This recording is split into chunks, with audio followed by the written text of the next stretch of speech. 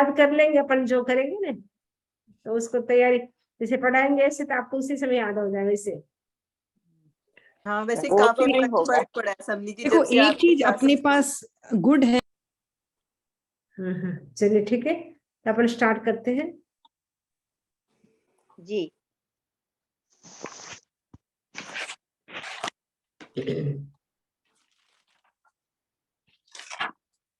आज हम चर्चा करेंगे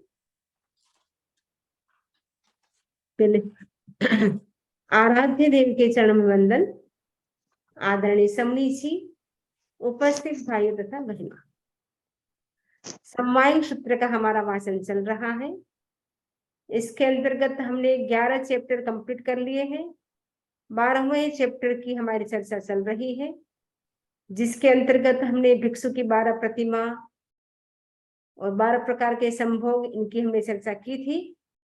आज हम चर्चा करेंगे कृति कर्म की। तो कृति कर्म वो 12 प्रकार के आवर्त वाला होता है। जैसे कृति कर्म में 2 अवनत, अवनत का मतलब है नमस्कार, झुकना। फिर है यथाजात रूप का धारण। यथाजात का मतलब बच्चा जैसा जन्म लेता है वैसा रूप, यानी जब बच्चा गर्भ में होता है तब उनके दोनों हाथ ऐसे ललाट के ऊपर होता है, ललाट के ऊपर होता है। वैसे गुरुदेव के सामने जाते हैं जब वंदना करने, तो क्या करते हैं, दोनों हाथों को हम ललाट के ऊपर लगा लेते हैं। वो यथाजात रूप धारण हो गया। फिर 12 आवर्त। तो 12 आवर्त किस में होती है कि जब हम इच्छा, 3 प्रकार की वंदना होती है, ठीक है ना। तो 3 प्रकार की वंदना कौन सी होती है, जघन्य, मध्यम और उत्कृष्ट, 3 प्रकार की होती है। तो जघन्य वंदना की कुत्तों के पाठ से जो हम वंदना करते हैं वो जघन्य वंदना होती है, और जो हम नमोत्थान के पाठ से करते हैं वो होती है मध्यम वंदना। और जो हम इच्छा में खमासण उस पाठ से हम करते हैं वो उत्कृष्ट वंदना होती है। तो वो 3 प्रकार की वंदना बताई गई है। तो वंदना करने से क्या होता है, कर्मों की निर्जरा होती है। कृत्य कर्म का मतलब होता है कृत्यते छिद्यते कर्म हेन तत् कृत्य कर्म, अर्थात परिणामों के जिस विशुद्धि रूप मानसिक क्रिया से, शब्दोच्चारण रूप वाचनिक क्रिया से और नमस्कार कायिक क्रिया से ज्ञानावरण आदि 8 कर्म का कर्तन या छेदन किया जाए उसे कृति कर्म कहते हैं। यानी कृति कर्म का मतलब है जिससे हमारे क्या होता है, 8 कर्मों का छेदन होता है, उसे कृति कर्म कहा जाता है। यानी वंदना करेंगे तो मन से, वचन से और काय से। मन से उस समय हम केवल हमारा मन रहेगा मुझे वंदना करनी है गुरुदेव को या तीर्थंकर को। वचन से हम भगवान की स्तुति करेंगे, शरीर भी हमारा उस वंदना में ही रहेगा। उस समय हमारे मन में किसी भी प्रकार का विकल्प नहीं रहेगा। तो मन वचन काया के एकदम विशुद्ध परिणामों से हम वंदना करते हैं, उससे 8 कर्म का क्षय होता है। जैसा कि प्रसंग भी मिलता है कि कृष्ण जी महाराज, उन्होंने दीक्षा क्रम से 1800 यानी 1800 साधुओं को दीक्षा क्रम से वंदना की। परिणाम रूप उनके जो नरक गति के आयुष्य का बंद हुआ था 7 नरक तक, तो इतनी उत्कृष्ट भाव से वंदना की तो 4 नारकी के जो दलित कर्म बंधे हुए थे वो समाप्त हो गए, 3 नारकी के बंधन रह गए। यानी वंदना करने से नीच गोत्र कर्म का क्षय होता है, उच्च गोत्र कर्म का बंध होता है। तो निर्जरा 8 प्रकार, मतलब वंदना करने से हमारी निर्जरा होती है, यानी 8 कर्मों का उससे हम क्षय कर सकते हैं, इतनी वंदना में ताकत है। तो वंदना हम गुरुदेव को करते हैं, तीर्थंकरों को भी करते हैं, लेकिन जितना हम विशुद्ध परिणामों से, जितना हम उत्कृष्ट भाव से वंदना करते हैं उतनी निर्जरा होती है। अब वंदना भी करें, मन में कोई कोई विचार चल रहा है तो भाव वंदना नहीं, द्रव्य वंदना हो। द्रव्य से तो आप वंदना कर रहे हैं, लेकिन मन में कोई विचार चल रहे हैं, विकल्प चल रहे हैं, तो वो रियल में वो वंदना नहीं हुई, वो द्रव्य वंदना हुई। भाव वंदना करने से ही कर्म की निर्जरा होती है। कई लोग बोलते हैं हम तो इतनी वंदना करते हैं, हमारा तो कुछ नहीं हुआ, तो वो इसका मतलब द्रव्य वंदना है, भाव वंदना नहीं। क्योंकि आप वंदना भी कर रहे हैं, मन में कोई ना कोई विचार चल रहा है, कोई विकल्प चल रहा है, अब जैसे ही बनना हो जाए, मुझे ऑफिस का काम संभालना है, मुझे अमुक स्थान पे जाना है, अमुक काम करना है, अमुक रसोई बनानी है, वो भी भाव चल रहे हैं और बनना भी चल रहे हैं, दो काम एक साथ चल रहे हैं। तो आपका माइंडफुलनेस नहीं है, कंसंट्रेट नहीं है आपका मन, तो उससे उतनी निर्जरा नहीं होती है। तो निर्जरा कब होती है? जब हम एकदम भावों की शुद्धि के साथ करते हैं, प्लस हम एकदम एकाग्र हो करके शुद्ध भाव से वंदना करते हैं, तब कर्मों की निर्जरा होती है। जितना हम शुभ भावों से, शुद्ध भावों से वंदना करते हैं गुरुदेव को, तीर्थंकर को, उतनी ही हमारी अधिक निर्जरा होती है। घर बैठे भी आप तीर्थंकरों को वंदना कर सकते हैं। तो वर्तमान में जो हमारे एकदम नियर में जो कोई तीर्थंकर है, तो वो सिमंदर भगवान स्वामी है, जो महादेव क्षेत्र में विराजमान है। तो आप कैसे उनको वंदना कर सकते हैं? ईशान कोण में वो विराजमान है। ईशान कोण का मतलब होता है ईस्ट एंड नॉर्थ के बीच का जो कोण होता है, उसको बोलते हैं ईशान कोण। तो ईशान कोण में सिमंदर भगवान स्वामी विराजमान है। उनको उठ करके आप ज्यादा कर सकते, अच्छी बात है, कम से कम 3 बार आप वंदना अवश्य कर सकते हैं। उठ बैठ करके कर सकते तो उठ बैठ करके वंदना करें, वरना बैठे बैठे करें, जैसी आपकी सुविधा हो, लेकिन एकदम भावों के साथ करेंगे, उससे कर्मों की निर्जरा अधिक होगी। तो आपको 12 आवर्त का मतलब होता है, जो हम इच्छा में खमासनो, जो जब हम प्रतिक्रमण करते हैं, तो इच्छा में खमासनो मंदिर जाने चाहिए, वो पाठ हम करते हैं, वो 2 बार करते हैं। 2 बार क्यों करते हैं? क्योंकि एक बार हमने किया इच्छा में खमासनो, उसमें 6 आवर्त होते हैं, दूसरी बार किया तो दूसरे में 6 आवर्त होते हैं, ऐसे करके 12 आवर्त होते हैं। तो जैसे आपको पता है स्थानकवासी परंपरा, मूर्ति पूजक परंपरा, जब इच्छामी खमासनो बोलती है, तब क्या करते हैं? इच्छामी खमासमणो वंद्यो जावनी जय, ऐसे करते, तो वो ऐसे करके वो आवर्त होते हैं। तो आवर्त कहाँ से कहाँ तक होता है, इसलिए बहुत अच्छा बताया है कि कैसे आवर्त होता है। इसमें बताया कि इच्छामी खमासनो, इच्छामी खमासनो मंदियों जावनी जाए निश्चय है। तो इतना आपने बोला, तो वो बोल करके आपने क्या किया? गुरुदेव को वंदन करने की इच्छा की। पहले तो आपने इच्छा व्यक्त की, गुरुदेव मैं आपको वंदन करना चाहता हूँ। आपने क्या किया? उसके अंदर आपने गुरुदेव से परमिशन ले ली। परमिशन लेने के बाद आपने परमिशन ली, अनुजाना में नियुगम में, आपका जो स्थान है उसके अंदर में प्रवेश करना चाहता हूँ। तो आपने क्या किया? उसमें प्रवेश करने की आज्ञा मांगी। पहले तो आपने इच्छा की कि मुझे गुरुदेव आपका वंदन, आपको वंदन करना है। फिर आपके अंदर जो आपका स्थान है, उसमें मुझे प्रवेश करने की अनुमति चाहिए। तो आपने अनुमति ले ली, और अवग्रह थी बाहर आकर के आपने क्या किया? प्रथम वंदन पूरा कर लिया आपने। फिर दूसरी बार आपने वंदन किया, तो दूसरी बार वंदन करने के लिए आपने वापस क्या बोला? इच्छामी खमासना, आपने वो पाठ बोला। तो उसके बाद आप क्या किया? अर्ध अमृत, नीचे झुके, ऐसे नीचे झुक करके आपने क्या किया? वंदन किया। तो क्योंकि वंदन करेंगे तब हम नीचे झुकेंगे ऐसे। और दूसरी बार फिर आप अवग्रह में प्रवेश करने की वापस आज्ञा मांगेंगे। पहले तो आप इच्छा करेंगे, फिर दूसरी बार आप आज्ञा मांगेंगे, तो 2 अवनत ऐसे हो जाएंगे। इसमें मतलब 2 अवनत, 2 बार नमस्कार, यानी 2 बार नमस्कार कैसे हो? प्रथम बार तो हम गुरुदेव को आज्ञा मांगेंगे, गुरुदेव मैं आपको वंदन करना चाहता हूँ या चाहती हूँ। दूसरी बार हम गुरुदेव को कहेंगे, गुरुदेव आपका जो स्थान है उसके अंदर हमें प्रवेश करना है, गुरुदेव अनुमति दे रहा है। तो वो 2 प्रवेश हो गया आपका, 2 अवनत यानी 2 नमस्कार हो गया आपका। और दूसरी बात बताइए, यथाजात रूप। यथाजात रूप का मतलब होता है जब बच्चे का जन्म होता है, नहीं, बच्चा जब गर्भ में होता है, तो गर्भ में उसके दोनों हाथ क्या होते हैं? ललाट के ऊपर होता है ऐसे बच्चे का। तो वैसे जैसे है वो, क्योंकि वो गर्भ में होता है, उस समय तक उसके एकदम वो वासना का कोई उसके भीतर कोई भाव नहीं होता है, उससे बाहर का वातावरण उससे वो प्रभावित नहीं होता है। तो जन्मजात जो बालक होता है एकदम सरल होता है, मृदु होता है, निष्कपट, इसमें कोई किसी भी प्रकार का छल कपट नहीं होता है। वैसे ही जो श्रमण धर्म को जो स्वीकार करता है, साधु की मुद्रा जो होती है वो यथाजात मुद्रा कहलाती है। वो ऐसे वंदना करेंगे, गुरुदेव को वंदन करेंगे तो ऐसे दोनों हाथ है ललाट के ऊपर रख करके वंदना करेंगे, तो वो होता है यथाजात रूप धारण। फिर 12 आवर्त आपको समझ में आ गया कि 12 आवर्त और 2 प्रवेश। तो 2 प्रवेश वो कैसे होता है? 2 प्रवेश अवग्रह प्रवेश करवानी गुरुदेव ની આજ્ઞામાં મળી જતા। तो अवग्रह यानी गुरुदेव का जो स्थान है 2.5 हाथ प्रमाण होता, 3.5 हाथ प्रमाण जो स्थान होता है गुरुदेव के अंदर प्रवेश करने का, उसमें गुरुदेव की आज्ञा आपको मिल गई कि आप प्रवेश कर सकते हैं। तो आपने क्या बोला?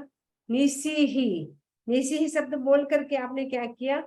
रजोहरण से आपने भूमि का प्रमार्जन किया या पुंजनी से प्रमार्जन किया।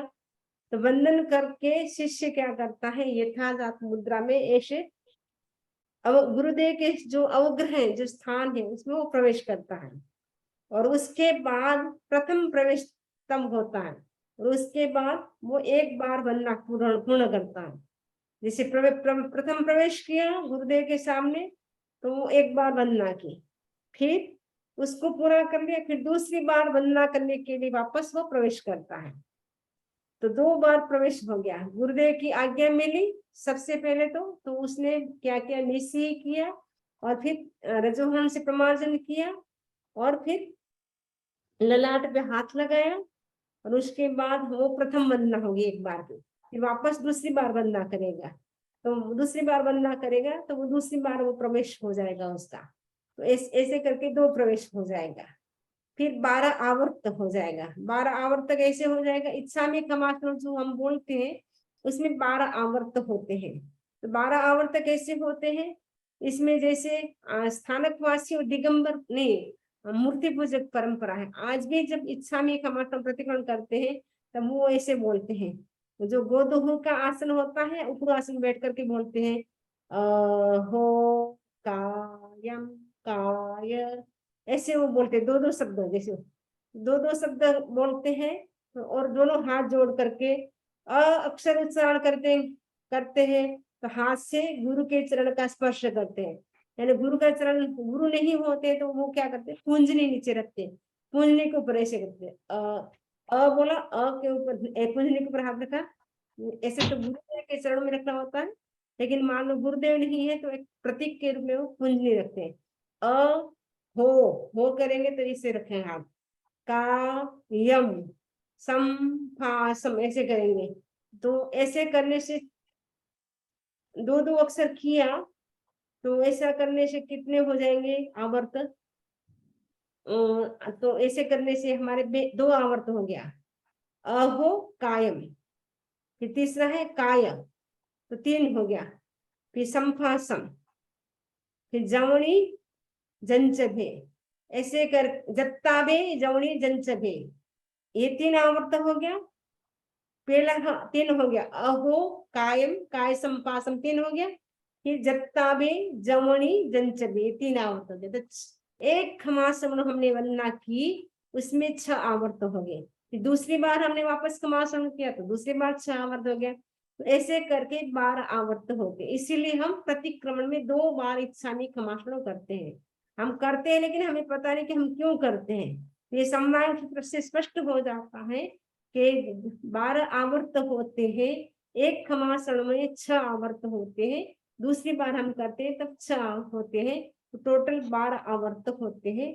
इसीलिए हम 2 बार इच्छामी खमासन प्रतिक्रमण करते हैं। तो आवर्त की दूसरी विधि भी है। जैसे दिगंबर परंपरा है, वो क्या करती है? जो गुरु विराजते होते हैं उनके राइट से लेफ्ट की ओर टर्न करते हैं, राइट से घूमते हैं, राइट साइड से घूमना शुरू किया, फिर लेफ्ट से गुरुदेव के चारों ओर ऐसे घूमते हैं। तो वो भी परंपरा है। जैसे हाथ जोड़ करके दोनों हाथ ऐसे जुड़े हुए रहेंगे, फिर गुरुदेव के चारों ओर ऐसे हाथ करके गुरुदेव के चारों ओर राइट से लेफ्ट की ओर वो गुरुदेव को वंदना शुरू करेंगे। तो राइट से हम लेफ्ट की ओर वंदना क्यों करते हैं? क्योंकि मंदिर में फेरे भी जो घूमते हैं मंदिर में, वो भी राइट से लेफ्ट की ओर जाते हैं। जो सूर्य होता है वो भी सूर्य भी परिक्रमा परिक्रमा जो करता है वो राइट से लेफ्ट की ओर करता है, और हमारा जो ब्लड सर्कुलेशन होता है वो भी क्या होता है, राइट से लेफ्ट की ओर होता है। इसलिए हम क्या है, जो भी वंदना करते हैं सभी हम लोग क्या करते हैं, राइट से लेफ्ट की ओर करते हैं। आरती भी जब की जाती है, आरती भी हम क्या करते हैं, राइट से लेफ्ट की ओर करते हैं।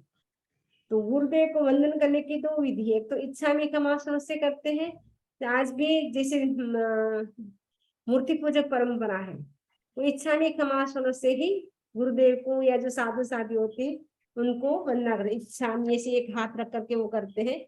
और जो बाकी स्थानकवासी परंपरा है, तेरापंथी परंपरा है, वो तिकुत्तों के पाठ से करते हैं।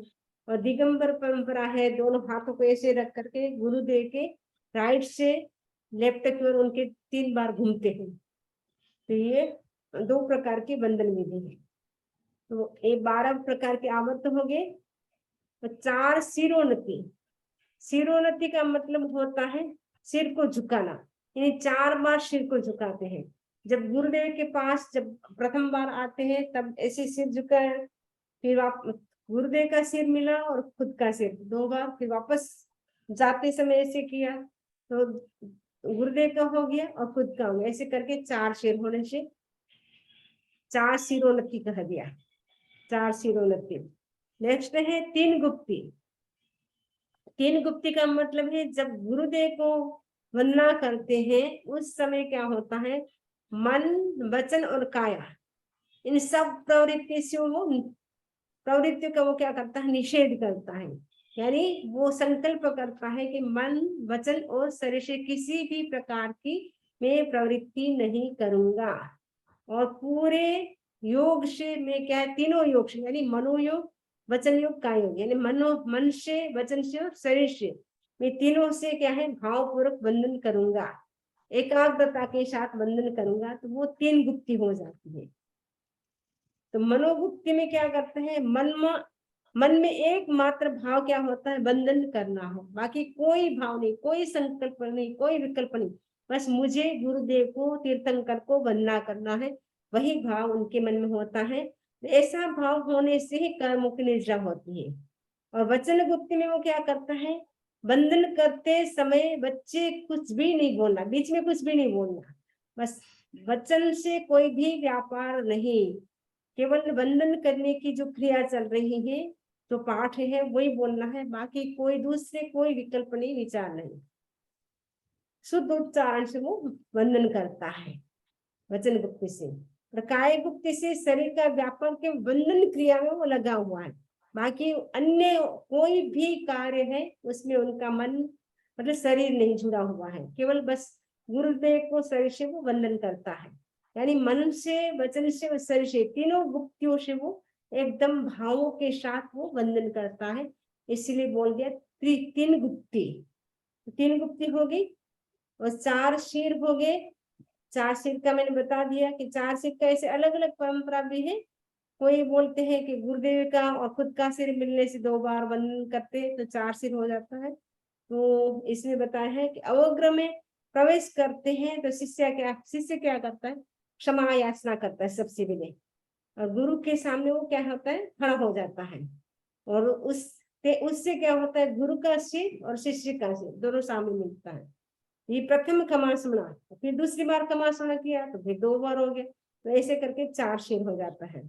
और आचार्य जो हरिभद्र है उन्होंने आवश्यक निरुक्ति में, और आचार्य अभयदेवसूरी है उन्होंने सम्मान सूत्र की जो वृत्ति है उसमें लिखा है कि आचार्य श्री सिद्ध सेन सूरी जी के शिष्य के 4 शिरोनमन कैसे होते हैं।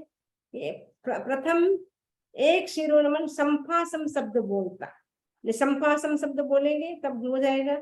दूसरा है खामे में खमासम बोलेगा तब हो जाएगा। आज रीते इसी प्रकार दूसरी बार बंधन करते समय तो 2 शिरोनमन, संफासम बोला तब 1 हो गया, फिर खामे में खमासम बोला तब 2 हो गया, फिर वापस वो दूसरी बार खमासम करेगा तब वापस वो बोलेगा, ऐसे करके 4 शीर हो जाते हैं। वो आचार्य अभयदेव सूरी, आचार्य हरिभद्र सूरी वो ऐसा मानते हैं। और नॉर्मल में कहते हैं कि जब गुरुदेव को हम वंदना करते हैं तो जब इच्छा में खमासना करते हैं तो हमारा एक सिर होता है, एक गुरुदेव का सिर होता है। तो प्रथम खमासना किया तो 2 बार हो गया, फिर दूसरी बार खमासना किया तो 2 बार और हो गया, तो 4 सिर हो गया। तो ऐसे करके हमारे ये 4 सिर हो गया, 3 तृप्ति हो गई, 2 प्रवेश हो गया और 1 निष्क्रमण। क्योंकि निष्क्रमण एक ही बार होता है, वो 2 बार नहीं होता, क्योंकि गुरुदेव से अब मान लो उसको जाना है, तो जब जाएगा तो क्या करेगा, दृष्टि उसकी गुरुदेव के सामने रहेगी। गुरुदेव की जो सिर है, आंखें हैं, गुरुदेव को देखता देखता देखता देखता वो पीछे जाएगा। तो निष्क्रमण एक बार ही होता है। ऐसे करके 25 प्रकार की हो गए टोटल। तो जो वंदन की विधि है वो आवश्यक कार्य ऐसे करके टोटल 25 प्रकार का हो गया। 25 कैसे हो गया, कृतिकर्म 2, अवनत हो गया 2 हो गया, फिर यथाजात 3 हो गया, फिर 12 आवर्त हो गया 15, 4 शिरोन्नति हो गया 15 4 19, 3 गुप्ती हो गई 19 3 22, 2 प्रवेश हो गया 24 और 1 निष्क्रमण, ऐसे करके टोटल 25 हो गया। इस प्रकार 2 बार वंदना करने से वंदन विधि के 25 आवश्यक कार्य पूर्ण होते हैं। 2 बार वंदना करते हैं इच्छा में खमासनों से, ऐसे करने से तो 25 प्रकार के आवश्यक कार्य हैं वो पूर्ण होते हैं। यह बहुत थोड़ा टफ है, अगर आपको समझ में नहीं आया हो तो पूछ सकते हैं। आज हम इतना ही रखते हैं। रमणी जी 25 का रिपीट करोगे जरा? हाँ, सबसे पहला कृतिकर्म 2 प्रकार का, हाँ ठीक है। 2 अवनत, अवनत का ना 2 नमस्कार, 2 बार नमस्कार कर, हाँ ठीक है। रमणी जी कृतिकर्म क्या हुआ? सबसे कृतिकर्म तो 8 कर्मों का कृतिकर्म छेदन हुआ। वंदना करना, वंदना। और कृतिकर्म मीन्स वंदना।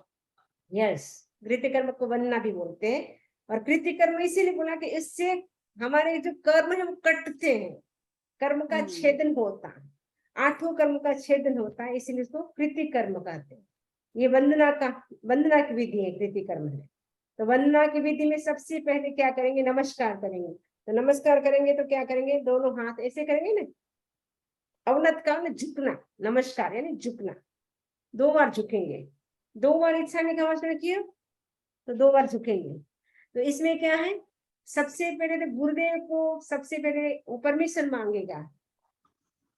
मैं पहले कहेगा मैं आपको वंदन करना चाहता हूँ, फिर कहेगा कि गुरुदेव मैं आपके अंदर प्रवेश, अंदर जो आपका स्थान उसके अंदर आना चाहता हूँ। तो 2 बार वो झुकेगा।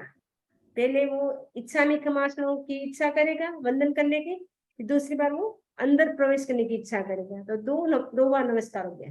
क्लियर हो गया जी वंदना? समझे? अच्छा। आप 2 बार ही मतलब वो जो झुकता है, जो हमने 12 आवृत की बात की है और 2 बार ही झुकना, ये अलग है क्या उससे? टोटल 25 हो जाएगा, टोटल 25 हो जाएगा। नहीं, सबसे पहला प्रकार 2 प्रकार की वंदना हो गई क्या? सबसे पहले तो कि गुरुदेव से वो परमिशन, पहले इच्छा में खमासना करने की इच्छा करेगा वो। दूसरी बार में नमस्कार करेगा तो गुरुदेव मैं आपके अंदर प्रवेश करना चाहता हूँ, यानी आपका मैं चरण स्पर्श करना चाहता हूँ। तो 2 बार हो जी। गया, 2 बार हो गया। तो 2 बार झुकेगा ना, गुरुदेव से परमिशन लेगा तब भी झुकेगा, अंदर जाएगा गुरुदेव के पास तो भी झुकेगा, ठीक है। 12 आवर्त 3 गुप्ती 4 हाँ क्या किए रमणी आपने? हाँ, फिर दो क्लियर हो गया। तीसरा है यथाजात रूप का धारण। यथाजात का जैसे जन्मा है बच्चा, जन्म जब गर्भ में होता है तो क्या होता है, दोनों हाथ उसके ललाट के ऊपर होता है। आपने हाँ। कभी देखा हो जन्मते बच्चे को, तो उनके दोनों हाथ ऐसे ललाट के ऊपर होता है। तो वैसे ही जो शिष्य होता है गुरुदेव को वंदना करता है, दोनों हाथ ललाट के ऊपर वो लगा करके वंदन करता है ऐसे, ठीक है। तो 3 हो गया। फिर 12 आवर्त, 12 आवर्त इच्छा में खमासना जो पाठ है अपन करते हैं ना, इच्छा में हाँ जी, खमासना, वो आवर्त आपने समझाया। हाँ, तो उसमें 6 आवर्त होते हैं। तो 6 आवर्त, एक खमासना 6 हो गया, दूसरी बार बोला तो 6 आवर्त हो गया, तो टोटल हो जाएगा 12 आवर्त। तो कितना हो गया, 12 और 3 15 हो गया। 15, 12 + 2 + 1 3। वंदना में आवर्त 15 क्या होता है? झुकना। झुकना। आवर्त ओके, ठीक है। हाँ हाँ आवर्त करते हैं ना, ऐसे करके घूमते हैं झुकते हैं, हाँ, तो आवर्त ऐसे करते हैं। एक बार जैसे किया, इच्छामि खमा समणो वंदियु चावनी जाए निशी है जान में न्यूगम निशी ही हो, ऐसे बोलते हैं ना। वहां पे मैंने देखा है, देरासी मंदिर मार्ग में जब जाते हैं ना हम लोग, स्थानक वासी में, हमारे भी गुजरात में ऐसे हम लोग करते थे, कुंजनी नीचे रख लेते थे, सब एक साथ बोलते थे हो कायम, ऐसे करते। आप लोग करते हैं ना ऐसे, जब करते हैं हाँ जी। तब, तो उस समय धीरे हो जाते हैं, तो वो 3 हो जाएगा। अहो कायम, काय संभाषम 3 हो गया, जत्ताभे 4, जमणी 5 हो गए, जंचबे 6 हो गए, 6 आवर्त हो गया वो। तो वैसे दूसरी बार करेंगे तो वापस 6 आवर्त हो जाएगा, तो 12 आवर्त हो गया। ठीक है। 4 सिरोन्नति, ये 4 बार चार चार क्या बोला रमणी जी आप? सिरोरति, चार। सिरोन्नति का मतलब 4 बार सिर झुकाना। तो कैसे हाँ। 4 सिर हो जाएंगे? एक परंपरा के अनुसार तो है कि जब वो वंदन करता है इच्छानी कमासनों से, 2 बार वंदन करेगा ना, तो 2 बार खुद का सिर, 2 बार गुरुदेव का सिर, ऐसे तो 4 सिर हो जाएंगे। और दूसरी परंपरा नहीं, वो हरिभद्र सूरी और अभयदेव सूरी, उनके अनुसार है कि जब काय संपासम और खामी में खमासनो, वो 2 बार बोलेगा तो 2 बार झुकेगा वो। काय संपासम खमनी जो भी ऐसे बोलेगा ना, 2 बार झुकेगा, फिर वापस दूसरी वंदना करेगा, 2 बार झुकेगा, तो 4 सिर हो जाएंगे, तो ऐसे बोलते हैं। सिरोन्नति, सिर यानी सिर, नति यानी झुकाना, 4 बार सिर को झुकाना। 3 गुप्ति का मन गुप्ति, वचन और काय। जब वंदना करे तो मन में कोई विकल्प नहीं, वचन में कोई विकल्प नहीं, मन में भाव एक ही कि मुझे गुरुदेव को वंदना करना है, तीर्थंकर को वंदना करना है, एक ही भाव, और कोई विचार नहीं। वचन से बस एक वही लोग जो भी जिस स्तुति से, तिकुत्तों से कर रहा है, नमोत्थनों से, किससे कर रहा है, वही पाठ मन में रहे, बाकी कोई भाव नहीं। और काय गुप्ति से केवल बस शरीर से बंधन करे, बाकी शरीर से कोई दूसरा व्यापार प्रवृत्ति न करे, तो वो हो गया 3 गुप्ति। वो ऐसे भावपूर्वक वंदना करते तब कर्मुख निद्रा होती है। 2 प्रवेश कैसे हुआ? जब गुरुदेव से अनुमति लेंगे और तब प्रवेश करेंगे, एक अनुमति लेंगे, फिर दूसरा उसमें प्रवेश करेंगे, तो 2 प्रवेश हो जाएगा। फिर एक निष्क्रमण का मतलब वापस अपने स्थान पे जाना है। तो कई लोग होते हैं पीठ नहीं करते, ऐसे ऐसे देखते देखते ऐसे सीधे सीधे चलते हैं, गुरुदेव को देखते देखते चलते हैं, तो वो हो जाएगा एक निष्क्रमण। ऐसे करके टोटल 25 प्रकार के आवश्यक कार्य। निष्क्रमण यानी वापस लौट जाना, रिटर्न होना। हाँ, ठीक है। निष्क्रमण। हाँ, तन्वी जी, भगवान पहले महावीर ने निष्क्रमण किया ने, भगवान महावीर स्वामी अपने घर से निकले, यानी प्रस्थान किया। ठीक है। वंदामी हाँ, तो वंदामी अपन फर्स्ट तो आप बोले 2 कृति कर्म, ओके, 2 हो गया। फिर एक वो बच्चे की तरह बोले 3 + 12 आवृत, 12, 13, 14, 15 हो गया। फिर 4 सिरोन्नति, सिर झुकाना, 19 + 3 गुप्ति, 22। फिर 2 प्रवेश, गुरुदेव की अनुमति, 24। फिर लास्ट में एक निष्क्रमण, वापस लौट जाना। तो ये 25 प्रकार की वंदना। ये 25 प्रकार का हो गया आवश्यक कार्य। वंदना इसीलिए प्रतिक्रमण में 2 बार आता है, वो गुरु वंदना बोलते हैं। अपन 2 बार करते हैं। एक बार वंदना, एक बार प्रवेश, क्या वंदना? एक बार वंदना करते हैं, एक बार प्रवेश के लिए आज्ञा लेते हैं। मतलब हाँ, प्रतिक्रमण 12 आवर्त करते हैं अपन, इच्छा में कमासना वाला करते हैं। वो एक बार 2 बार रिपीट करते हैं ना, वो किसके लिए? तो 2 बार, इसीलिए 2 बार करते हैं ना। एक खमासन 6 आवर्त होता है, दूसरी बार के 6 आवर्त होता है। ठीक है। ये तो गुरुदेव के अपन जब जाते हैं वंदना करते हैं तब ये सारी बातें होती है। तो ये लुक्स लाइक ये बड़ा प्रोसीजर से करना पड़ता है, इसी से ज्यादा मैक्सिमम कर्म निद्रा होती है अगर ऐसे प्रोसीजर किए।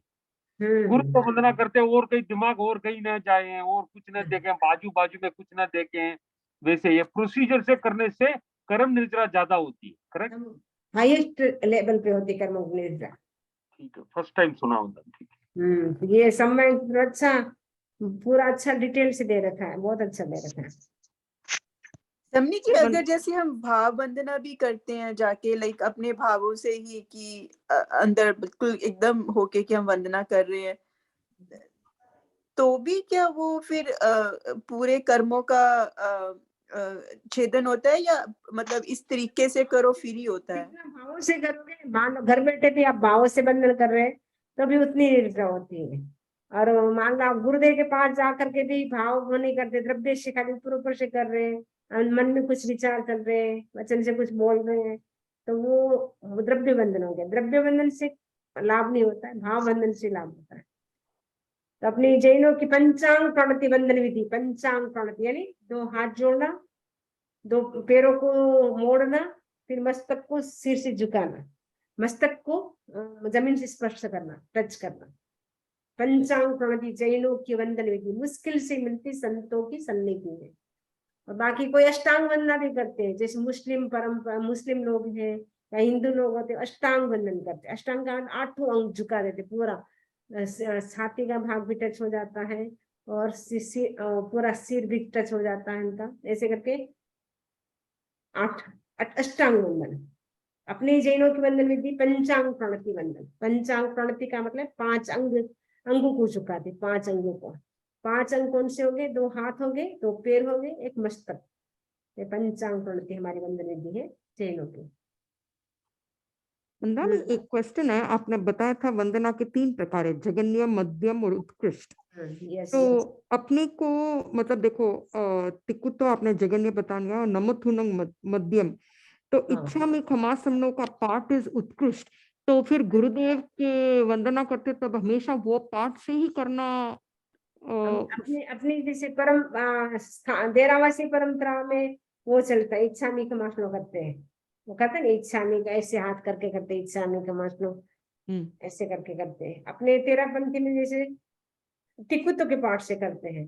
और जो दिगंबर परंपरा में वो गुरुदेव को हाथ जोड़ करके ऐसे ऐसे ललाट के ऊपर दोनों हाथ रख करके गुरुदेव के 3 बार गुरुदेव के 3 बार वो क्या कहते हैं, घूमते हैं गुरुदेव के चारों ओर। परिक्रमा। हाँ, ऐसे नारियल लेके हाथ में घूमते हैं। वो दोनों हाथ जोड़ करके, नारियल का पता नहीं, इसमें तो ऐसे लिखा हुआ है, प्रदक्षिणा करते। इसमें ऐसे लिखा, दिगंबर परंपरा में दोनों हाथों को मुकुलित कर दाहिनी ओर से बाईं ओर घुमाने को आवर्त कहा गया है। ये आवर्त मन वचन काया की क्रिया के परावर्तन के प्रतीक माने जाते हैं, जो सामायिक दंडक और चतुर्विशिष्टाओं के आदि और अंत में किए जाते हैं। अपन आदि में भी इच्छा में खमासना करते हैं, बाद में भी करते हैं, 2 बार करते हैं इच्छा में खमासना, जो सब मिलकर 12 हो जाते हैं। और अपने अपने संप्रदाय में जैसे प्रचलित है वैसे वंदना करना चाहिए, इसमें ऐसा कुछ नहीं है। और ये जो गाथा जो सम्मान क्षेत्र में वो मूलाचार जो दिगंबर परंपरा का ग्रंथ है, उसमें भी सेम वैसी गाथा पाई जाती है। अभी जी ये गाथा है ना, दूणयम जहा जायम किति कम्मम बारसावयम, ये सेम गाथा मूलाचार जो ग्रंथ है दिगंबर परंपरा का बहुत अच्छा ग्रंथ है, उसमें ये मिलती है। मूलाचार हमने पढ़ा, हम जब जैन दर्शन पढ़ रहे थे ना एग्जाम एमए, तब उसमें हमने पढ़ा था मूलाचार ग्रंथ में। ठीक है।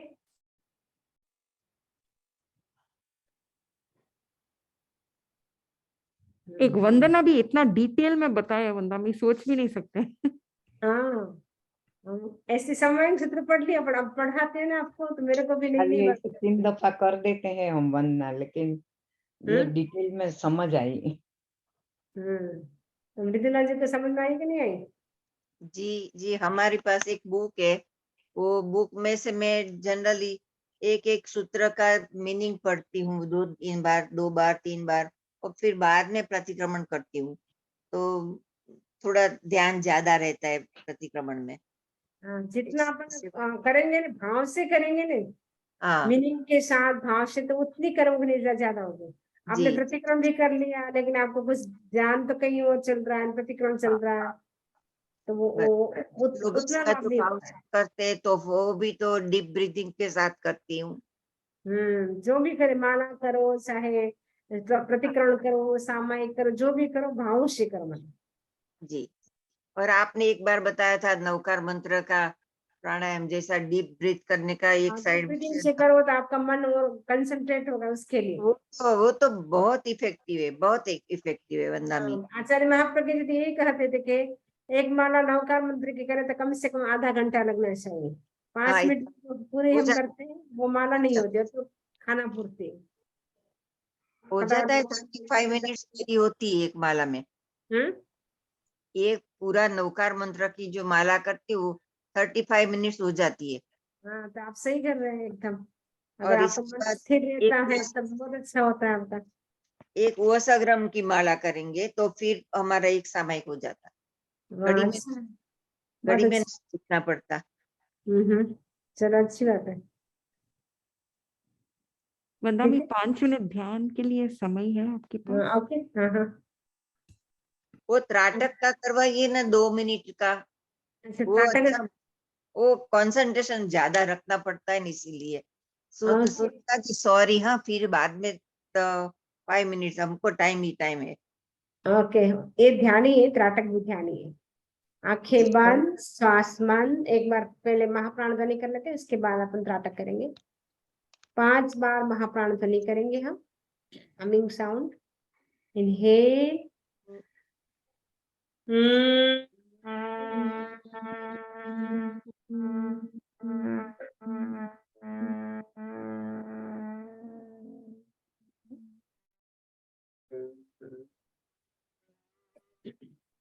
inhale,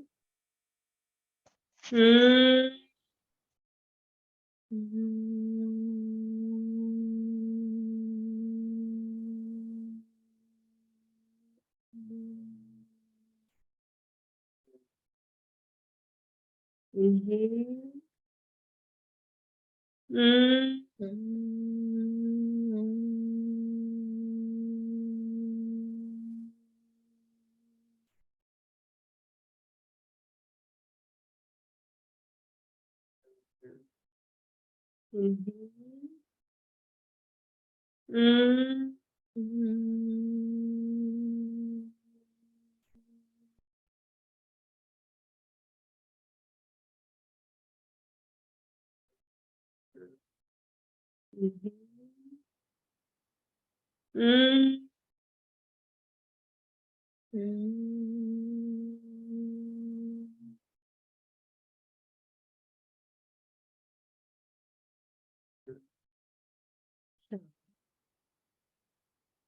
शरीर को स्थिर, शिथिल एवं तनाव मुक्त करें।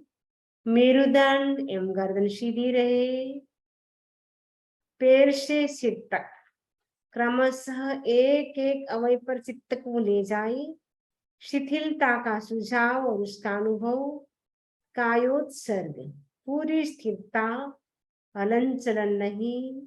आंखें बंद, श्वास बंद।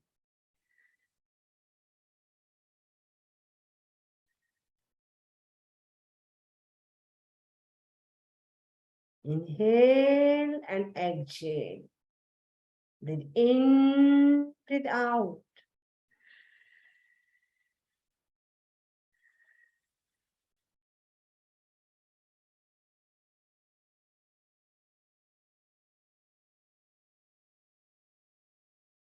अब हम करेंगे 1 मिनट के लिए त्राटक का प्रयोग। स्टार्ट। किसी एक बिंदु पे अपने मन को केंद्रित करें। उसी वस्तु को आंखें खोल करके अपने सामने जो भी वस्तु उसको देखें, ऊपर नीचे कुछ नहीं, जो सामने जो भी है उसको आप देखते रहे 1 मिनट के लिए। बिना झपके आप रह सकते 1 मिनट के लिए, ओनली 1 मिनट के लिए।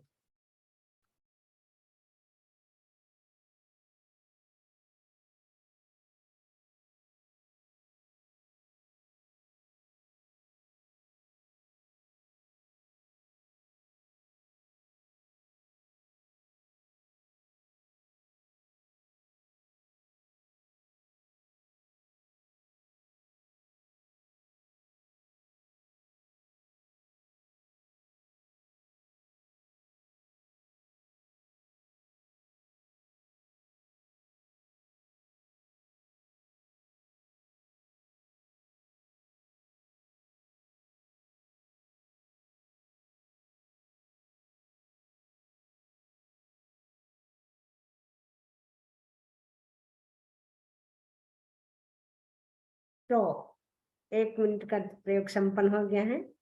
ये त्राटक का प्रयोग हो गया हमारा। तो कैसे लगा? आंखों में पानी आ रहा था, जलन हो रही थी किसी को? या थोड़ी सी जलन हो दो बार झपकाना पड़ा। 2 बार झपकाना पड़ा। तो अच्छी बात है, बहुत अच्छा आपका प्रोग्रेस है कि 2 बार नहीं हो गया आपका। और किसी के कितना झपकाना पड़ा सुनीता जी को? वंदा जी, मेरे को क्या थोड़ा सा सेंटर, माथे के सेंटर पॉइंट पर थोड़ा पेन हो रहा है करते करते। अच्छा, आप कहाँ देख रहे थे? मैं कंप्यूटर के ऊपर एक लाइट थी ना, उस पर देख रही थी। अच्छा, कंप्यूटर के ऊपर लाइट, तो ऊंचा देखना पड़ रहा था आपको? नहीं, एकदम मतलब आप बोले थे लास्ट टाइम, एकदम आई जो आंख के मतलब लेवल में है वही देखना। देखी तो थोड़ा स्ट्रेन कर रहा था और स्लाइट पेन हो रहा है। और किसी को कुछ हुआ? आंखें वापस बंद कर दो, आंखें बंद करो एक बार, 1 मिनट के लिए वापस आंखें बंद। इनहेल और एक्सहेल, और ब्राइट वाइट कलर को देखेंगे, जैसे पूनम का चांद होता है ब्राइट वाइट कलर का, वैसे देखिए, कल्पना करें। Inhale and exhale.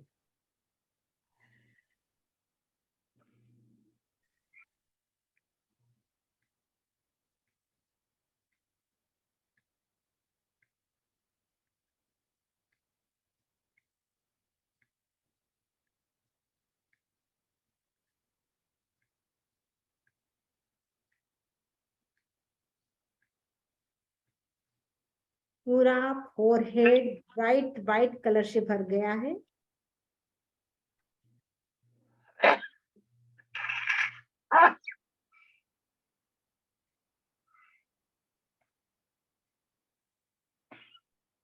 सफेद रंग शांति का प्रतीक है।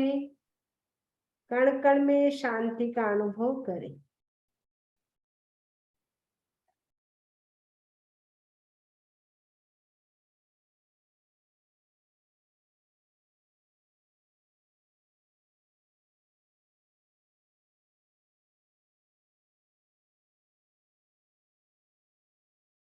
आंखें खोल दे। अब कैसे लग रहा है? वाइट ब्राइट वाइट कलर दिखा आपको? अच्छा लग रहा है, ठंडक लग रहा है, थोड़ा कूलनेस। हुआ। और आपको जो पेन हो रहा था वो ठीक हुआ? नहीं वंदा, नहीं हुआ? अच्छा, हाँ हाँ।